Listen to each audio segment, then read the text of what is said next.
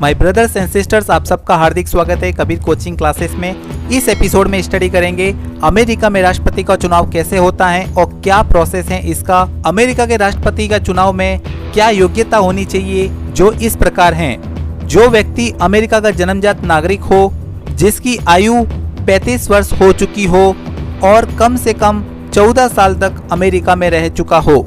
तो आइए अमेरिका की इलेक्शन प्रोसेस समझते हैं। अमेरिका में इलेक्शन प्रोसेस इनडायरेक्ट प्रोसेस है। इसका मतलब जनता राष्ट्रपति को डायरेक्ट नहीं चुनती है। इसके लिए एक शब्द यूज होता है इलेक्टोरल कॉलेज, जिसका भारत के राष्ट्रपति चुनाव में भी इस्तेमाल होता है। इलेक्टोरल कॉलेज से कॉलेज का मतलब महाविद्यालय नहीं है, परंतु कॉलेज का मतलब सदस्यों के समूहों से है या निर्वाचक मंडल से हैं या निर्वाचक गण से हैं। इन सदस्यों के समूह को निर्वाचक भी कहते हैं। अमेरिकी राष्ट्रपति चुनाव में जनता चुनती है उस समूह को, जो समूह अपने वोट से राष्ट्रपति को चुनता है। अब आइए अमेरिकी राष्ट्रपति चुनाव की प्रक्रिया को समझते हैं। यहाँ हम अमेरिकी राष्ट्रपति चुनाव 2020 के चुनाव के बारे में डिस्कस करेंगे। ये जानकर आपको हैरानी होगी कि अमेरिकी राष्ट्रपति का चुनाव 2020 का जो चुनाव है वो 3 डेट को होगा।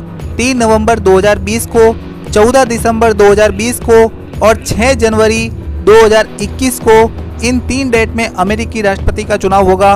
वो कैसे, अब जानते हैं इसके बारे में। अमेरिका में राष्ट्रपति का चुनाव तरीका बड़ा शानदार है। तो इस अमेरिकी राष्ट्रपति चुनाव की प्रक्रिया को स्टेप बाय स्टेप समझते हैं। तो पहला स्टेप ये है, 2020 के चुनाव की प्रक्रिया स्टार्ट होती है 2019 के मार्च, अप्रैल, मई के आसपास, लगभग 1.5 साल पहले। 2019 में मार्च, अप्रैल, मई, इन 3 महीनों को स्प्रिंग ऑफ 2019 बसंत ऋतु जैसा मामला कह सकते हैं इसको। इसमें इस समय ये उम्मीद की जाती है, जितने भी व्यक्तियों को लगता है कि उन्हें राष्ट्रपति बनने की इच्छा है, वो खुद घोषणा व्यक्त कर दे अपनी इंटेंशन को। वो अपने इंटेंशन को व्यक्त करना या अनाउंस करना, जिसे कहते हैं अनाउंसमेंट ऑफ इंटेंशन भी कहा जाता है। उस दौरान आप पाएंगे कि बहुत सारे अमेरिकी लोग अपना स्टेटमेंट दे देते हैं, मैं अमेरिकी राष्ट्रपति का उम्मीदवार बनने वाला हूं। इस तरह की घोषणा करते हैं। यह एक तरह का ट्रेंड है वहां पे। और यह संख्या छोटी मोटी नहीं होती है। यह संख्या 25 से लगाकर 50 के लगभग होती है। कोई रिपब्लिक पार्टी का उम्मीदवार होता है तो कोई डेमोक्रेटिक पार्टी का उम्मीदवार होता है और कोई अन्य पार्टी का उम्मीदवार भी हो सकता है। आइए इसका स्टेप सेकंड स्टडी करते हैं। एक शब्द सुना होगा, प्राइमरीज। कुछ साल पहले भारत में राहुल गांधी ने कहा था कि मैं कांग्रेस के इलेक्शन में प्राइमरीज की परंपरा सीमित मात्रा में शुरू करना चाहता हूं, और वो अभी पता नहीं है कि कितनी मात्रा में शुरू हुआ है। एक और शब्द सुना होगा आपने, कॉकसस, जिसका जिक्र अमेरिका में बहुत मिलता है। जैसा कि आपको मालूम है, अमेरिका में 50 राज्य हैं। कई प्राइमरीज होती हैं तो कई राज्यों में कॉकसस होती हैं, और कई प्राइमरीज और कॉकसस दोनों होती हैं। प्राइमरीज आमतौर पर राज्य की सरकार करती हैं। अब देखिए, अमेरिका एक फेडरल कंट्री है। फेडरल कंट्री का मतलब यह केंद्र के पास जो शक्ति होती है उससे ज्यादा ताकत राज्यों के पास होती है।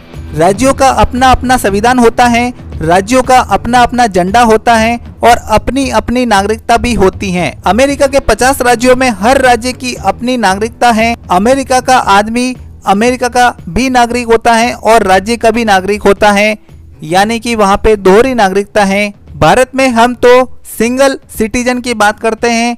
भारत का नागरिक भारत का ही नागरिक होता है, क्योंकि हम फेडरेशन नहीं है। कहने का मतलब हम यूनियन के करीब हैं, इंग्लैंड जैसे हैं इस मामले में। किसी भी फेडरेशन में राज्य का कानून का बड़ा महत्व होता है। केंद्र आमतौर पर राज्यों की हर चीज में बोलता है कि आप अपने हिसाब से देख लीजिए, जैसा आपको ठीक लगे। केवल कुछ मामले ही केंद्र के हाथ में होते हैं, इसीलिए फेडरेशन का संविधान जरूरी होता है, लिखित। और आमतौर पर संविधान बहुत छोटा होता है, क्योंकि संविधान में केवल केंद्र के बारे में लिखा होता है, बाकी सारी शक्तियां राज्यों के पास होती हैं। यह अंडरस्टूड है। तो अमेरिका में कुछ राज्य की सरकारें खुद प्राइमरीज करवाती हैं, तो उसे प्राइमरीज बोलते हैं। और जहां ये प्रोसेस करती हैं, कोई भी पॉलिटिकल पार्टी अपने स्तर पर उसे कॉकसस कहते हैं। ये एक बार नहीं होता है और ये बार बार होता है। एग्जाम्पल के तौर पे ही समझते हैं कि किसी राज्य में कोई भी पार्टी, जैसे डेमोक्रेटिक पार्टी की तरफ से 8 लोगों ने घोषणा कर दी कि वे राष्ट्रपति उम्मीदवार बनना चाहते हैं, या फिर मान लीजिए कि डेमोक्रेटिक पार्टी की तरफ से 15 लोगों ने घोषणा की। अब 15 में से 6 या 7 जने तो 1 महीने के बाद खुद ही बोल देंगे कि मैं नहीं बनना चाहता राष्ट्रपति उम्मीदवार। अब मान लो उनमें से 5 जनों ने बोल दिया कि वे राष्ट्रपति उम्मीदवार बनेंगे, तो पहले तो ये तय करना है कि रिपब्लिकन पार्टी से राष्ट्रपति पद का चुनाव कौन लड़ेगा, और ये तय करने की प्रक्रिया होती है प्राइमरीज एंड कॉकसस की। नेक्स्ट वीडियो में हम पढ़ेंगे कॉकसस क्या होता है। सो ऐसे वीडियोस के मोर अपडेट्स के लिए मेरे चैनल को लाइक एंड सब्सक्राइब करिए। So thanks for watching video and don't forget to press the bell icon of my channel.